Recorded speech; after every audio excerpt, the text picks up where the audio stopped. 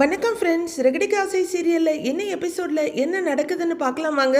விஜயா அண்ணாமலை காணோன்னு அழுதுட்டு இருக்க. ஆண்டி, நீங்க முதல்ல வந்து சாப்பிடுங்க, நீங்க ஸ்ட்ராங்கா இருந்தா தானே நல்லா இருக்கும் அப்படின்றாங்க ஸ்ருதி. அவரை பார்க்காம நான் ஒரு பச்சை தண்ணி கூட குடிக்க மாட்டேன், அவரை காணாம போனதுல இருந்து எனக்கு தலைவலி வெடிக்குது அப்படின்னு விஜயா அழுதுகிட்டே வந்து உட்கார்றாங்க. இதையெல்லாம் பார்த்துட்டு நின்னுட்டு இருந்த ரோஹிணி, ஆண்டி நான் உங்களுக்கு டீ போட்டு கொண்டு வரேங்கிறாங்க. நீ ஒன்னும் போட வேண்டாம் அப்படின்னு விஜயா கத்த. ஆண்டி நீங்க டென்ஷன் ஆகாதீங்க, ரோஹிணி நீங்க போய் டீ போட்டு எடுத்துட்டு வாங்க அப்படின்றாங்க ஸ்ருதி. அவங்க விஜயாவை அப்பப்ப மட்டம் தட்டிட்டு இருந்தாலும் அது அவங்க நடந்துக்கிறதுக்காக தானே தவிர பேசிக்கா ஸ்ருதி ரொம்ப கைண்ட் ஹார்ட்டட் பொண்ணு. ஒரு கஷ்டத்துல இருக்கப்ப விஜயாவை ரொம்பவே கன்சோல் பண்ணி பாத்துக்கிறாங்க. கிச்சனுக்கு போற ரோஹிணி எடுக்கிறது பால் பாத்திரத்தையோ பால் பாக்கெட்டையோ இல்ல, அவங்க பேக்ல இருக்க அந்த டேப்லெட் கவரை தான். ஒரு செகண்ட் மகேஸ்வரி டேப்லெட்டை கொடுத்ததை நினைச்சு பாக்குறாங்க. வேலையா டேப்லெட் எடுத்து சப்பாத்தி கட்டையால நுணுக்கி அதை தூக்கி டீ பாத்திரத்துல போடுறாங்க. அவசர அவசரமா இங்க ஒரு பார்வை அங்க ஒரு பார்வையா டீ தயாரிச்சிட்டு இருக்காங்க ரோஹிணி. மீனா உள்ளர வர, அண்ணி ஏதாவது தெரிஞ்சுதா அண்ணின்னு போய் ரவி கேக்குறாரு.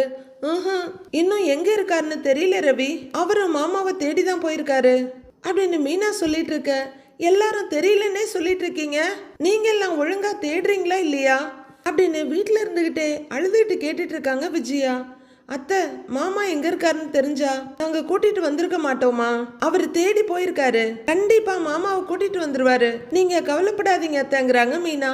டீயை வடிகட்டி எடுக்கிற ரோஹிணி பேலன்ஸ் எல்லாம் தூக்கி பேக்ல போட்டு பேக்கை தோல்ல மாட்டிக்கிட்டு டீயை ஒரு பிளேட்ல வச்சு எடுத்துட்டு வர்றாங்க.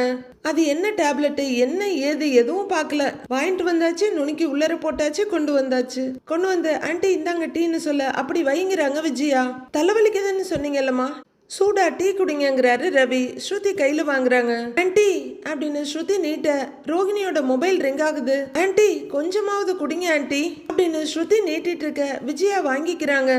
ரோஹிணி மொபைல் எடுத்துக்கிட்டு அப்படியே ரூம்குள்ள போக எல்லாரும் அவங்களையே பாக்குறாங்க. விஜயா டீய வாயில வைக்க உள்ளர வந்துட்டு கதவை லாக் பண்றாங்க ரோஹிணி. அவசரமா போனை காதுல வச்சு சொல்லு மகேஸ்வரின்னு ரோஹிணி சொல்ல, ரோஹிணி அந்த டேப்லெட் உன் மாமியாருக்கு கொடுத்துட்டியான்னு கேக்குறாங்க மகேஸ்வரி. ஒரு வழியா இப்பதான் டீல கலந்து கொடுத்துருக்கேன் அப்படின்னு ரோஹிணி சொல்ல, ஐயோ அப்ப கொடுத்துட்டியான்னு பதறாங்க மகேஸ்வரி. ரோஹிணி ரொம்ப சந்தோஷமா கொடுத்துட்டேன், அவங்க மட்டும் படுத்து தூங்கிட்டாங்கன்னு வையேன் எந்த பிரச்சனையுமே கிடையாது, இப்ப வரைக்கும் என்ன அதிகாரம் பண்ணிக்கிட்டு தான் இருக்காங்க, சரிடி மாத்திரை வேலை செய்ய எவ்வளோ நேரம் ஆகும் அப்படின்னு ரோஹிணி கேட்க, எவ்வளோ நேரம் ஆனாலும் அது வேலை செய்யாது அப்படின்னு மகேஷ் சொல்ல. ரோஹிணிக்கு ஒன்றும் புரியல, திகச்சு போறாங்க. ஏய் என்ன சொல்ற, எக்ஸ்பைரி ஆனது ஏதாவது கொடுத்துட்டியா, ஏதாவது சைடு எஃபெக்ட் ஆயிடுமான்னு கேக்குறாங்க ரோஹிணி. அதெல்லாம் இல்ல, இனிமேதான் அவங்க ரொம்ப ஆக்டிவா இருப்பாங்க அப்படின்னு மகேஸ்வரி சொல்ல. என்னடி சொல்ற அப்படின்னு ரோஹிணி அதிர்ச்சியோட கேட்க, நான் கொடுத்தது அது இல்லடி, அது ஒரு விட்டமின் டேப்லெட் அப்படின்னு மகேஸ்வரி சொல்ல. விட்டமின் டேப்லெட்டா அப்படின்னு திகச்சு போய் ரோஹிணி கேட்க, ஆமாண்டி அது எனக்காக டாக்டர் கிட்ட செக் பண்ணி டயர்ட்னஸ்க்காக வாங்கினதுடி, அது விட்டமின் டேப்லெட், அதை தான் மாத்தி கொடுத்துட்டேங்கிறாங்க மகேஸ்வரி. அப்ப அவங்க தூங்க மாட்டாங்களா அப்படின்னு ரோஹிணி ரொம்ப அதிர்ந்து போய் கேட்க, இனிமேதான் ரொம்ப எனர்ஜெட்டிக்கா இருக்க போறாங்க, அந்த டேப்லெட்டை போட்டா டயர்ட்னஸே தெரியாது, நார்மலா வர்ற தூக்கம் கூட போயிடும், ரொம்ப எனர்ஜியா இருப்பாங்க அப்படின்னு மகேஸ்வரி சொல்லிக்கிட்டே போக ரோஹிணி அழுகாத குறையா பாத்துட்டு இருக்காங்க. ஐயோ பாவி, ஏண்டி இப்படி மாத்தி கொடுத்த அப்படின்னு ரோஹிணி கேட்க, சாரிடி ரெண்டு டேப்லெட்டும் ஒரே கலர் தான், அதான் கன்ஃபியூஸ் ஆயிட்டேன்னு மகேஸ்வரி சொல்ல. ரோஹிணி ஐயோன்னு பாத்துட்டு இருக்காங்க. அப்போ ரோஹிணி வெளியே வான்னு விஜயாவோட அதிகாரமான குரல் கேக்குது. ரோஹிணிக்கு தூக்கி வாரி போடுது. ஐயோ டேப்லெட் வேலை செய்ய ஆரம்பிச்சிருச்சோன்னு நினைக்கிறவங்க வராண்டி அப்படின்னு சொல்லிட்டு பாரு எவ்வளவு சத்தமா கத்துறாங்கன்ட்டு. நீ சொன்ன மாதிரி ஆக்டிவ் ஆயிட்டாங்க, சும்மாவே என்ன திட்டுவாங்க, இப்ப நல்ல எனர்ஜியோட திட்ட போறாங்க, நல்ல ஐடியா கொடுத்துட்டு அதை இப்ப செய்ய விடாம சொதப்பிட்ட அப்படின்னு ரோஹிணி திட்ட. சாரிடிங்கிறாங்க மகேஸ்வரி. உன்னை வந்து கவனிச்சுக்கிறேன் பை அப்படிங்கிற ரோஹிணி முகத்தை ஒரு சிலுப்பிட்டு வெளியே போறாங்க. ரோஹிணி வெளியே வர விஜயா அப்படியே சண்டைக்கு தயாரான மாதிரி நெஞ்சு நிமித்திட்டு நிக்கிறாங்க. ரோஹிணி வந்து நிக்க, நீ போட்ட டீ மண்ணாங்கட்டியாட்ட இருந்துச்சு, போய் பூஜை ரூம் கிளீன் பண்ணு அப்படின்னு மிரட்ட. எதுக்கு ஆண்டின்னு கேக்குறாங்க ரோஹிணி கொஞ்சம் பயத்தோட. சமையல் பண்றதுக்கு. ஏண்டி பூஜை ரூம் எதுக்கு கிளீன் பண்ண சொல்லுவாங்க, போய் கிளீன் பண்ணு போ அப்படின்னு விஜயா அதிகாரமா சொல்ல. ரோஹிணி பயத்தோட மீனாவை பார்த்துக்கிட்டே போறாங்க. அப்ப சரியா மனோஜ் வர்றாரு. டேய் மனோஜ், அப்பா எங்கடா, ஆளுக்கு சும்மா வர்றீங்க அப்படின்னு விஜயா கோவமா கேட்க, எங்க இருக்காருன்னு தெரியலமா அப்படின்னு சாதாரணமா சொல்லிட்டு மனோஜ் நடக்க ஆரம்பிக்கிறாரு. மனோஜ் கையை வெடுக்குன்னு பிடிச்சி தடுத்து நிறுத்தி, தெரியலையா அப்படின்னு விஜயா கத்த, அம்மா ஏரியா முழுக்க தேடிட்டு தாமா வர்றேன் அப்படின்னு மனோஜ் சொல்ல, உடனே அவரோட கையை பிடிச்சி அவரை உழுக்குன்னு உலுக்கிட்டு, டேய் நல்லா இருந்த மனுஷனை எதையோ பேசி வீட்டை விட்டு வெளியே அனுப்பிட்டீங்களேடா, போட அந்த பக்கம் அப்படின்னு புடிச்சு தள்ளிவிட மனோஜ் போய் செவுத்துல டமால்னு இடிச்சுக்கிட்டு நிக்கிறாரு. அப்படின்னு விஜயா முறப்பா மீனா பக்கம் திரும்பி வந்து, ஏய் நீ என்ன சும்மா நின்னுட்டு இருக்க, போய் பூஜை ரூம்ல கோலம் போடு போ அப்படின்னு கத்த, மீனா அவங்கள ஒரு மாதிரி வித்தியாசமா பார்த்துட்டு அங்கிருந்து போறாங்க. அம்மாவோட பலத்தை பார்த்து மனோஜ் அப்படியே அசந்து போய் நிக்கிறாரு. அவரு கண்ணுல பயம் அப்பட்டமா தெரியுது. அப்போ முத்து தளர்ந்த நடையோட வீட்டுக்கு வர விஜயா வேகமா அவர்கிட்ட வந்து, அப்பா எங்கடா, வீட்டுக்கு கூட்டிட்டு வந்துட்டியா அப்படின்னு கேட்க, அப்பா வந்துருவாருமா அப்படிங்கிறாரு முத்து. வந்துருவாருனா எப்ப வருவாரு, அவரு நீ பாத்தியா பேசுனியா அப்படின்னு விஜயா கத்துறாங்க. நான் பாக்கலம்மா, ஆனா அவருக்கு ஒருத்தர் மூலமா தகவல் அனுப்பியிருக்கேன், கண்டிப்பா வந்துருவாருங்கிறாரு முத்து. டேய் உங்களெல்லாம் நம்பி பிரயோஜனமே இல்லடா, அவர் வர்ற வரைக்கும் இந்த வீட்டுல நான் சாப்பிட போறதில்ல, தூங்க போறதில்ல, பூஜை ரூம்ல உட்காந்து பூஜை பண்ண போறேன் அப்படின்னு ஒரு வெறியோட சொல்றாங்க விஜயா. இதுக்கு மேல நான் கடவுள் கிட்டதான் முறையிடணும், தள்ளுடா அப்படின்னு வழியில நின்னு ரவிய பிடிச்சு தள்ளிவிட அவர் ஒரு சுருண்டு போய் நிக்கிறாரு. என்னடா இதுங்கிற மாதிரி முத்து, ரவி, ஸ்ருதி 3 பேரும் பார்த்துட்டு இருக்காங்க. மனோஜ் அப்படியே செவுத்துல பள்ளி மாதிரி ஒட்டிக்கிட்டே இருக்காரு. விஜயா பூஜை ரூம்குள்ள வர கோலம் போட்டு முடிச்ச மீனாவும் சுத்தம் பண்ணி முடிச்ச ரோகிணியும் வெளியே வர்றாங்க. மீனா வெளியே வந்துடுறாங்க. ரோகிணி மெதுவா வெளியே வந்துட்டு இருக்க, ஏய் நீ எங்க போற, என் பக்கத்திலேயே உட்காரு அப்படின்னு விஜயா சொல்ல, ரோகிணி ஒரு பார்வை பார்த்துட்டு உட்கார்றாங்க. நல்லா நிமிந்து உட்கார்ற விஜயா கைய கூப்பி ஜெய் பத்ரகாளி அப்படின்னு சொல்லிட்டு ரோகிணியோட தலையில நங்குன்னு ஒரு கொட்டு வைக்கிறாங்க. ஐயோ அம்மா அப்படின்னு கத்திடுறாங்க ரோகிணி. எல்லாரும் வெளியே நின்று இவங்களை வேடிக்கை பார்த்துட்டு இருக்காங்க. ஐயோ அம்மா அப்பா அப்படின்னு வழியில துடிக்கிறாங்க ரோகிணி. பாக்குற மனோஜ் பதறி போய், அம்மா ஏமா எதுக்கு ரோகிணி தலையில கொட்டினீங்க அப்படின்னு கேட்க, இது எல்லாத்துக்கும் காரணம் இவ தானே அப்படின்னு விஜயா சொல்ல, மனோஜ் என்ன சொல்றதுன்னு தெரியாம நிக்கிறாரு. ரோகிணி தலையை தடவிட்டு அழுதுட்டு இருக்காங்க. ஸ்ருதி இங்க வா, நீ வந்து உட்காருன்னு விஜயா கூப்பிடுறாங்க. ஏன் ஆண்டி என்னையும் கொட்ட போறீங்களா, எனக்கு அடி வாங்கிட்டு சும்மா உட்கார்ற பழக்கம் இல்ல அப்படின்னு ஸ்ருதி பட்டுன்னு சொல்ல, அப்படின்னு கையை கீழே வச்சுட்டு பாக்குற விஜயா, ஏய் நீ ஒன்னும் பயப்பட வேண்டாம், நான் உன்னை ஒன்னும் பண்ண மாட்டேன் வான்னு கூப்பிடுறாங்க விஜயா. அப்படின்னு ஸ்ருதி உள்ளர் வர்றாங்க. மீனா நீ என்ன வேடிக்கை பார்த்துட்டு இருக்க, அந்த கற்பூரத்தை ஏத்தி வை, நான் பூஜை முடிக்கிற வரைக்கும் அந்த கற்பூரம் அணையக்கூடாது வா அப்படின்னு விஜயா சொல்ல, என்னங்க இவங்க என்னென்னமோ பண்றாங்கன்னு முத்துவ மீனா பார்க்க, போய் செய் போங்கிறாரு முத்து கண்ணாலேயே. உள்ளர வர மீனா கற்பூரத்தை ஏத்தி வச்சுட்டு ஸ்ருதி பக்கத்துல வந்து நின்று அவங்களும் சாமி கும்பிடுறாங்க. ரோகிணி கண்ணுல கண்ணீரோட உட்கார்ந்து இருக்காங்க. பசங்க 3 பேரும் வெளியே நின்று வித்தியாசமா வேடிக்கை பார்த்துட்டு இருக்காங்க. கற்பூரம் கொழுந்து விட்டு எரிஞ்சிட்டு இருக்கு. மறுபடியும் ஜெய் பத்ரகாளின்னு சொல்ற விஜயா ரோகிணி தலையில நங்குன்னு இன்னொரு கொட்டு வைக்க, ஆன்னு கத்திடுறாங்க ரோகிணி. பாக்குற எல்லாருக்குமே கொஞ்சம் சங்கடமா இருக்கு. ஆன்டி வலிக்குது ஆண்டி ப்ளீஸ் ஆண்டின்னு அழுதுகிட்டே ரோகிணி சொல்ல, அப்படிதான் வலிக்கும், இது சாதாரண பூஜை இல்ல, ரொம்ப சக்தி வாய்ந்த பூஜை அப்படின்னு விஜயா சொல்லிட்டு மறுபடியும் சாமி கும்பிட ரோகிணி அழுதுட்டே இருக்காங்க. என்னங்க இது உங்க அம்மா ஏன் இப்படி நடந்துக்கிறாங்கன்ற மாதிரி மீனா வெளியே நிக்கிற முத்துவை பாக்குறாங்க. மனோஜும் கொஞ்சம் பரிதாபமா ரவியையும் முத்துவையும் பாக்குறாரு. கற்பூரத்தட்ட கையில எடுக்கிற விஜயா ரோகிணி கைய காட்டுங்கிறாங்க. எதுக்கு ஆண்டின்னு கேட்க, கைய காட்டு சொன்னாதான் செய்வியா அப்படின்னு கத்த, வேற வழி இல்லாம ரோகிணி கைய நீட்டுறாங்க. டப்புன்னு எரிஞ்சிட்டு இருக்க கற்பூரத்தை எடுத்து ரோகிணி கையில வச்சுற, ஐயோ ஆண்டி என்ன பண்றீங்க அப்படின்னு ரோகிணி கதறாங்க. வெளியே மனோஜ் கதறாரு, டேய் என்னடா இது, அம்மா அம்மா அப்படின்னு அவர் பதறிட்டு இருக்க, ஐயோ அம்மான்னு கத்திட்டு இருக்காங்க ரோகிணி. சொல்லு ஜெய் பத்ரகாளி சொல்லு, ஏய் ஜெய் பத்ரகாளின்னு சொல்லுடி, கீழே விட்டா தொலைச்சிடுவேன், சொல்லு அப்படின்னு விஜயா பயங்கரமா மிரட்டிட்டு இருக்காங்க. இதுதான் சும்மா கிடந்த சங்க ஊதிக்கு எடுத்த மாதிரி. அம்மா என்னம்மா இது, ஏன் இப்படி பண்றீங்க, வலிக்கும்ல உங்களுக்கு அப்படின்னு ரவியும் கத்திட்டு இருக்காரு. மனோஜும் பதறிக்கிட்டு இருக்க, இவளால வந்த பிரச்சனைக்கு இவ தான் தண்டனை அனுபவிக்கணும், ஜெய் பத்ரகாளி சொல்லு அப்படின்னு மிரட்டிட்டு இருக்காங்க விஜயா. ஷோ என்னதான் பண்றாங்க, அம்மாவுக்கு ஏதாவது மூளை கீழே குழம்பி போயிருச்சா அப்படின்னு முத்து சலிப்போட முகத்தை திருப்பிக்கிறாரு. சொல்லு ஜெய் பத்ரகாளி சொல்லு, உன்னை யாரு 275 பிளாட்டுக்கு ஆர்டர் எடுக்க சொன்னது, அதனால தானே என் புள்ள மனோஜ் கடன் வாங்கியிருக்கான் அப்படின்னு விஜயா சொல்லிட்டு இருக்க. மனோஜ் ரோகிணி கதறிட்டு இருக்கதை விட்டுட்டு ஆமான்ற மாதிரி பாக்குறாரு. ஸ்ருதியும் அதிர்ச்சியில எழுந்து நிக்கிறாங்க. இப்ப அந்த ஆர்டரை கைய விட்டு போச்சு, கடன்காரன் வீட்டுக்கு வந்து பிரச்சனை பண்றான், அதனாலதான் என் புருஷன் வீட்டை விட்டு போனாரு அப்படின்னு விஜயா சொல்லிட்டு இருக்க. ரோகிணி வலியிலையும் எரிச்சல்லையும் அலறிக்கிட்டு இருக்காங்க. சொல்லு ஜெய் பத்ரகாளி அப்படின்னு விஜயா சொல்லிட்டு இருக்க. ஆண்டி அப்படின்னு ரோகிணி கத்திட்டு இருக்க. ரோகிணியோட கைய பிடிச்சி கற்பூரத்தட்டை சுத்துற மாதிரி விஜயா சுத்திட்டு இருக்க. மீனாவும் ஸ்ருதியும் அதிர்ச்சியோட எல்லாரையும் மாறி மாறி பார்த்துட்டு இருக்காங்க. டேய் ரோஹிணி பாவம்டா, என்னால பார்க்க முடியலடா, ஏதாவது பண்ணுங்கடான்னு மனோஜ் ரவி முத்துக்கிட்ட கேக்குறாரு. பாவமா தான் இருக்கு, அம்மா கிட்ட மாட்டிக்கிட்டு அவஸ்தைப்படுது.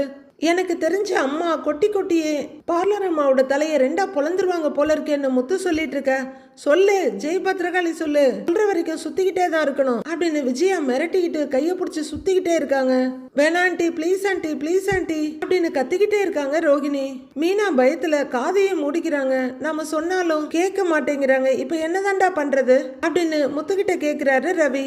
அவங்க ஜெய் பத்ரகாளி ஜெய் பத்ரகாளி சொல்லு சொல்லு அப்படின்னு கத்திக்கிட்டே இருக்காங்க விஜயா. ஆண்டி ஆண்டி வேண்டாம் ஆண்டி ப்ளீஸ் ஆண்டி நீ விட்டுருங்க ஆண்டி அப்படின்னு ரோஹிணி கதறிட்டு இருக்க. அம்மா அம்மான்னு மனோஜும் கதற.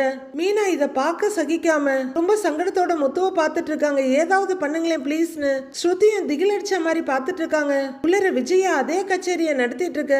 முத்து ரவி கிட்ட தலையை திருப்பி டேய் நீ ஒரு கால் பண்ண சொல்றேங்கிறாரு. சும்மா ஒரு கால் பண்ணுனா யாருக்கு எதுக்குன்றாரு. சும்மா நீ ஒரு கால் பண்ணு நான் சொல்றேன் அப்படின்னு முத்து சொல்ல ரவி குழப்பமாவே பார்த்துட்டு இருக்காரு. அம்மா அம்மா வேண்டாமான்னு மனோஜ் கதறிட்டு இருக்க. உள்ளர ரோஹிணி கதறிட்டு இருக்க.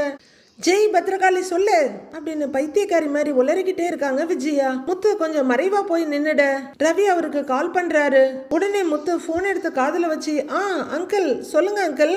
அப்படியா uncle, super uncle super uncle, ரொம்ப ரொம்ப தேங்க்ஸ் அங்கிள். அப்பா இல்லாம எல்லாருமே ரொம்ப கவலையா இருந்தோம், தேங்க்ஸ் அங்கிள் அப்படின்னு போனை வைக்கிற முத்து. அம்மா அப்பா நாளைக்கு காலையில வந்துருவாராம் அப்படின்னு சொல்ல அப்பா பக்கத்துல இருந்தா போனை கொடுக்க சொல்லு நான் பேசுறேங்கிறாங்க விஜயா. யோசிக்கிற முத்து இல்லம்மா அப்பா பக்கத்துல இல்லையா, தெரிஞ்ச அங்கிள் ஒருத்தர் தான் பேசினாரு, அவர்கிட்ட தான் அப்பா காலையில வீட்டுக்கு வந்துடுறேன்னு சொல்லி இருக்காரு. நீங்க கவலைப்படாதீங்கம்மா அப்பா வந்துருவாருங்கிறாரு முத்து. கதறிக்கிட்டு இருந்த ரோஹிணி கையில இருந்து கற்பூரத்தை வாங்கி வச்சுட்டு பாருங்க எல்லாம் என் வேண்டுதல் தான், உங்களை எல்லாம் நம்பினா எதுவும் நடந்திருக்காது அப்படின்னு விஜயா சொல்லிட்டு இருக்க. ரோஹிணி கைய பார்த்து பார்த்து அழுதுகிட்டே இருக்காங்க. இன்னைக்கு உன் தலை தப்பிச்சது, இல்லைன்னா உன்னை ஒரு வழி பண்ணிருப்பேன், ஓடி போயிரு அப்படின்னு விஜயா சொல்ல ரோஹிணி கஷ்டப்பட்டு எழுந்திருச்சு கைய பிடிச்சிக்கிட்டே வெளியே வர்றாங்க. ரோஹிணி என்னாச்சு வலிக்குதா அப்படின்னு மனோஜ் கேட்க வந்த கோவத்துக்கு இன்னொரு கைய வச்சு மனோஜ படார்னு தள்ளி விடுறாங்க ரோஹிணி. ஐயோ அப்பா அப்படின்னு 2 அடி பின்னாடி போறாரு. ரோஹிணி ரூம்குள்ள போக ரோஹிணி அப்படின்னு கூப்பிட்டுக்கிட்டே பின்னாடியே போறாரு மனோஜ். விஜயா எழுந்து வெளியே வர்றாங்க. பூஜை ரூம்ல இருந்து வெளியே வர்ற விஜயா மீனான்னு கூப்பிட அத்தை அப்படின்னு வந்து நிக்கிறாங்க. தண்ணியை நல்லா சூடு பண்ணி எடுத்துட்டு வா அப்படின்னு கைய கால பைல்வான் மாதிரி உதறிட்டு அந்த பக்கமா விஜயா போக சரிங்க தண்ணி கிச்சனுக்கு போறாங்க மீனா. ஏற்கனவே அப்பாவை காணோம், அம்மா பண்ற அலப்பற தாங்க முடியலடா அப்படிங்கிற மாதிரி முத்துவும் ரவியும் ஒருத்தர் பாத்துக்கிறாங்க. அவங்களுக்கெல்லாம் என்ன பேசுறதுன்னு கூட தெரியல. நைட் ஆயிடுது. முத்து கவலையோட கட்டில உட்கார்ந்துருக்க. ஏங்க நான் உங்ககிட்ட ஒண்ணு கேட்கவான்னு மீனா வந்து பக்கத்துல உட்கார்றாங்க.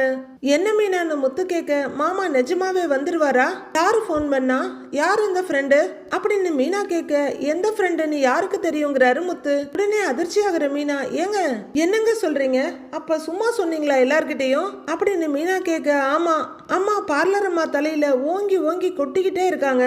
ஒரு பக்கம் மனோஜ் நின்னு அழுவுறான், இன்னொரு பக்கம் பார்லர் அம்மா வலி தாங்க முடியாம அழுதுட்டு இருக்கு. அதான் என்ன பண்றதுன்னு தெரியாம அப்பா நாளைக்கு வந்துருவாருன்னு பொய் சொன்னேன் அப்படின்னு முத்து சொல்ல அப்ப மாமா நாளைக்கு வரமாட்டாரா அப்படின்னு மீனா கேட்க சீக்கிரம் வந்துருவாரு நீ கவலைப்படாத, இப்போதைக்கு அம்மா கிட்ட பொய் சொல்லி வச்சிருக்கேன், அவங்களும் கொஞ்சம் பயம் இல்லாம இருப்பாங்கல்லங்கிறாரு முத்து. மாமா எங்க தாங்க போயிருப்பாரு, எனக்கு மாமாவை நினைச்சாதான் ரொம்ப கவலையா இருக்கு அப்படின்னு மீனா சொல்லிட்டு இருக்க. அப்பா எங்க போயிருக்காருன்னு பரசு மாமாவுக்கு மட்டும்தான் தெரியும், ஆனா அவர் தான் சொல்ல மாட்டேங்கிறாரே. அப்பா தான் அவர்கிட்ட யார் வந்து கேட்டாலும் கண்டிப்பா சொல்லக்கூடாதுன்னு சொல்லி வச்சிருப்பாரு அப்படின்னு முத்து சொல்ல மீனா ரொம்ப கலக்கமா உட்கார்ந்துருக்காங்க. அதான் நீங்க பின்னாடியே போனதுக்கு அப்புறமும் கண்டுபிடிக்க முடியலையே அப்படின்னு மீனா சொல்ல என்னை விட அப்பா ரொம்ப உஷார், ஆனா நான் விட போறது இல்ல மீனா, திரும்பவும் நாளைக்கு பரசு மாமாவை ஃபாலோ பண்ணா தெரிஞ்சிரும், அதான் செல்வத்துக்கிட்ட சொல்லி அவனை ஃபாலோ பண்ண சொல்லியிருக்கேன் அப்படிங்கிறாரு முத்து. நீங்க வேற அத்தை கிட்ட மாமா காலையில வந்துருவாருன்னு சொல்லி வச்சிருக்கீங்க, அவரு காலையில வரலன்னா அத்தை இன்னும் டென்ஷன் ஆயிடுவாங்க, அப்புறம் அத்தைக்கு கோபம் ரொம்ப அதிகமாகி ரோகிணி தலையில மறுபடியும் கொட்டுவாங்க அப்படிங்கிறாங்க மீனா. பார்லர் அம்மா என்ன பண்ணும், அது தலையில கொட்டுறதுக்கு பதிலா இந்த மனோஜ் தலையில கொட்டலாம், அவனாலதான் எல்லாம் வந்துச்சுங்கிறாரு முத்து. இதெல்லாம் விளையாட்டு ஒண்ணும் இல்லைங்க, அத்தையை பாத்தீங்களா எப்படி இருக்காங்கன்னு, சாப்பிடவே இல்லை இன்னைக்கு ஃபுல்லாங்கிறாங்க மீனா. ஆமா ஆமா அப்பா இருக்கப்ப பொழுதுனைக்கும் அவரை கரிச்சு கொட்டிக்கிட்டே இருக்க வேண்டியது. இப்ப அப்பா கோவிச்சுட்டு எங்கேயோ போனதுக்கு அப்புறம் உடனே அவரை நினைச்சு கவலைப்பட்டு என்ன பிரயோஜனம் அப்படிங்கிறாரு முத்து. நாளைக்கு எப்படியாவது மாமா வீட்டுக்கு வந்துடணுங்க. மாமா பாவம் தனியா இருந்து ரொம்ப கஷ்டப்படுவார்ல அப்படின்னு மீனா சொல்ல, அப்படிலாம் எங்க அப்பாவை நான் கஷ்டப்பட விட்டுட மாட்டேன் மீனா, ஏதாவது பண்ணி எப்படியாவது அவரை கூட்டிட்டு வருவேன் அப்படின்னு முத்து எழுந்து போக மீனா யோசனையா பார்த்துட்டு உட்கார்ந்துருக்காங்க. ரோஹிணி ரூமுக்கு வந்து கைய ஒரு பக்கம் ஊதிக்கிட்டு ஒன்னு தலையை தடவிட்டே இருக்காங்க. அவங்களால தலையில விரல கூட வைக்க முடியல.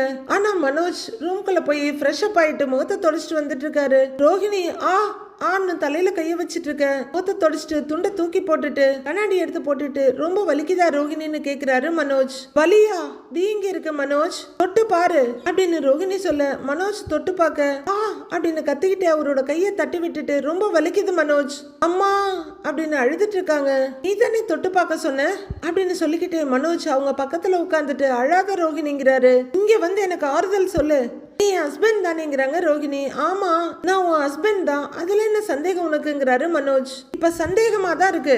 உன் அம்மா என் தலை வீங்கிற அளவுக்கு கொட்டிக்கிட்டே இருக்காங்க, நீ எதுவுமே பேசாம வேடிக்கை பார்த்துக்கிட்டு இருக்க அப்படின்னு ரோஹிணி கத்த. ரோஹிணி மெதுவா பேசு, அம்மா சத்தம் எதுவும் கேட்டு வந்துட போறாங்க, அப்புறம் திரும்ப கொட்டு விழும் அப்படின்னு மனோஜ் சொல்ல ரோஹிணி நொந்து போய் இப்பவும் உனக்கு உன் அம்மாவை பத்தி நினைச்சுதான் கவலை.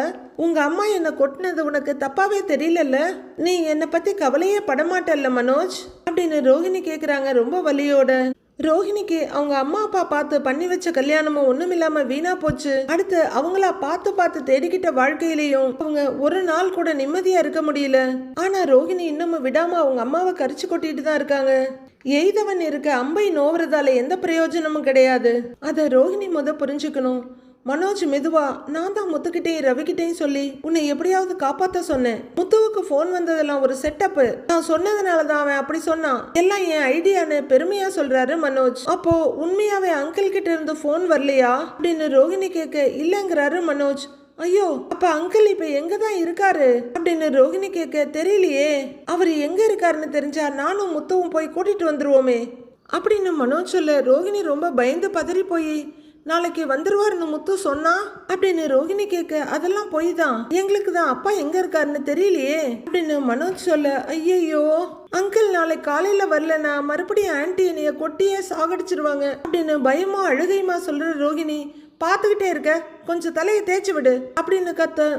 கொஞ்சம் திரும்பி உட்காருங்கிறாரு மனோஜ். அப்ப கூட மனோஜ் எழுந்து பின்னாடி போக மாட்டாராமா, ரோஹிணி தான் இவர் பக்கம் திரும்பணுமாமா. அவ்வளோ பெரிய சோம்பேறி இவரு. ரோஹிணியோட தலையை அப்படியே தேய்ச்சி கொடுத்துக்கிட்டே கவலைப்படாத ரோஹிணி, நாளைக்கு அம்மா கிட்ட ஸ்ட்ரிக்டா பேசிடுறேன் அப்படின்னு மனோஜ் சொல்ல என்ன பேசுவேன்னு கேக்குறாங்க ரோஹிணி. ஆமா பின்ன சும்மா தலையிலேயே கொட்டிட்டு இருந்தா தலையில மட்டும் கொட்டாதீங்க, வேற எங்க வேணா அடிச்சுக்கங்கன்னு சொல்லிடுவேன் அப்படின்னு மனோஜ் சாதாரணமா சொல்லிட்டு மறுபடியும் தலையை தேய்க்க போக ரோஹிணி பயங்கரமா முறைக்கிறாங்க.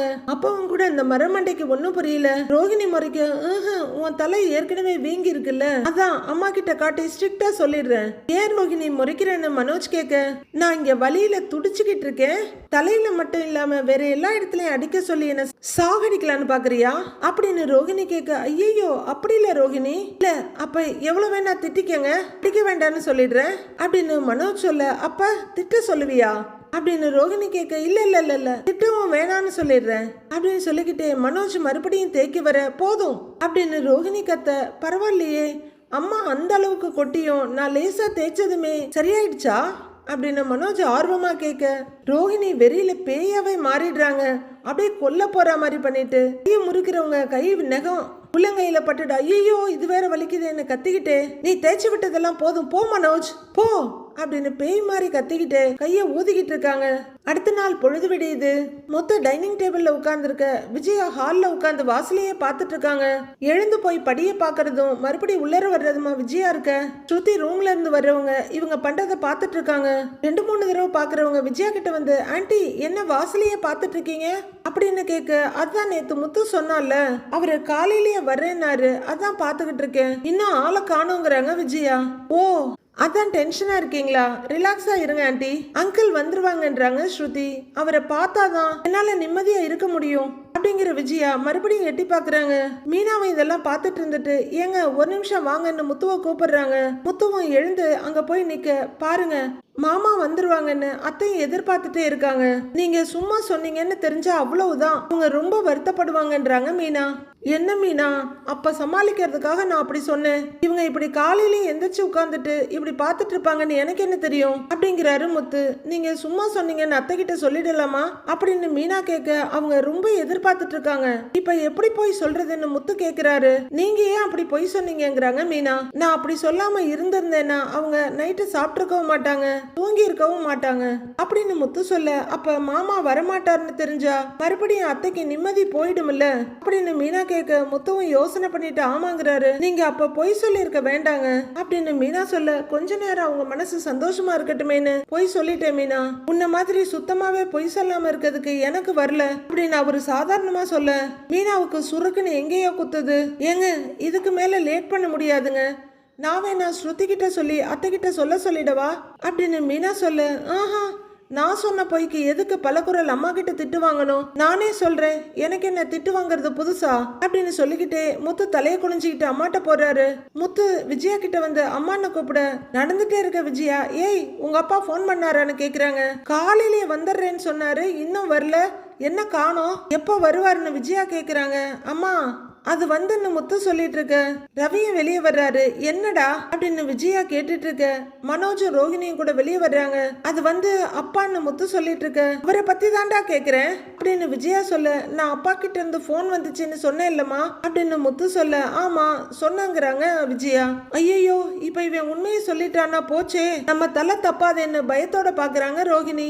காலையில வந்துருவாருன்னு சொன்னேன் இல்லங்கிறாரு முத்து. ஆமாண்டா அதைத்தான் நேத்தே சொன்னியே, அதனாலதான் நான் வாசலையே பார்த்துக்கிட்டு இருக்கேன் அப்படின்னு விஜயா சொல்லிட்டு இருக்க. இல்லம்மா அது அது வந்து அப்பா அப்படின்னு முத்து தடுமாறிட்டு இருக்க. முத்து அப்படின்னு அண்ணாமலை குரல் கேக்குது. எல்லாருமே அப்படியே அதிர்ச்சியோட திரும்பி பார்க்க வாசப்படியில வந்து நிக்கிறாரு அண்ணாமலை.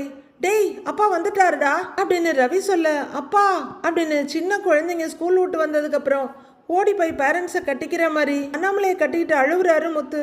ஏங்க அப்படின்னு விஜயாவும் வேகமா வர்றாங்க. எல்லாரும் வந்து அண்ணாமலை கிட்ட நிக்கிறாங்க. ஏய் ஏய்னு முத்துவ சமாதானப்படுத்த முயற்சி பண்றாரு அண்ணாமலை. முத்துவ நிமித்தி என்னடான்னு கேட்க, என்னப்பா நீ சொல்லாம கொல்லாம போயிட்ட, ஏன்பா எங்கப்பா போனன்னு அழுதுகிட்டே கேக்குறாரு முத்து. உன்னை பார்த்ததுக்கு அப்புறம் தான்ப்பா எனக்கு உசுரே வந்துச்சு அப்படின்னு முத்து சொல்லிட்டு இருக்க. அழாதடா அதான் நான் வந்துட்டேன்ல அப்படிங்கிறவரு அங்க நிக்கிற விஜயாவை பார்த்துட்டு முத்துவை விட்டுட்டு அங்க வர்றாரு.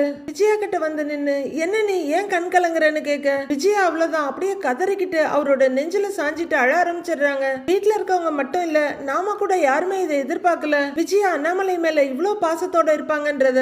அண்ணாமலைக்கு விஜயாவை எப்படி சமாதானம் பண்றதுன்னு தெரியல. மீனா நெகிழ்ச்சியோட பாத்துட்டு இருக்க. என்ன நான் பாக்குறது நிஜமான்ற மாதிரி பாத்துட்டு இருக்காங்க ஸ்ருதி.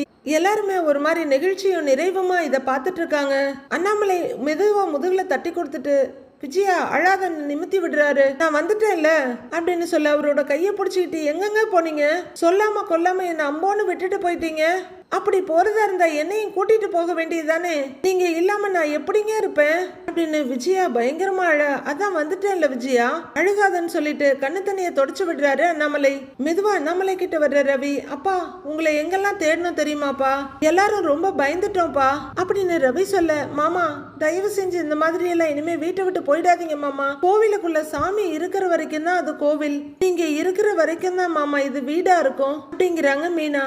தேங்க் காட் எப்படியோ வந்துட்டீங்க அங்கிள், ஆன்ட்டி உங்களை நினைச்சு ரொம்ப பயந்துட்டு இருந்தாங்க அப்படிங்கிறாங்க ஸ்ருதி. யாரும் பயப்படாதீங்க, எனக்கு எதுவும் இல்ல, நான் நல்லா தான் இருக்கேன் அப்படின்னு எல்லாரையும் பார்த்து சொல்றாரு அண்ணாமலை. அப்போ சரியா மனோஜ் கடன் கொடுத்த கடன்காரன் அவரோட 2 அல்லக்கைங்களோட வாசப்படியில வந்து நிக்க, மனோஜ் முகத்துல மின்னல் வெட்டுது, ரோஹிணியோட காலுக்கு கீழே பூமியை நடுங்குது. ஒரு பிரச்சனை முடிஞ்சு வீடு செட்டில் ஆகிறதுக்குள்ள அடுத்த பிரச்சனை ஆரம்பம் ஆயிடுச்சு அண்ணாமலை வீட்டுல. அடுத்து என்ன நடக்க போகுதுன்னு பொறுத்திருந்து பார்க்கலாம் ஃப்ரெண்ட்ஸ்.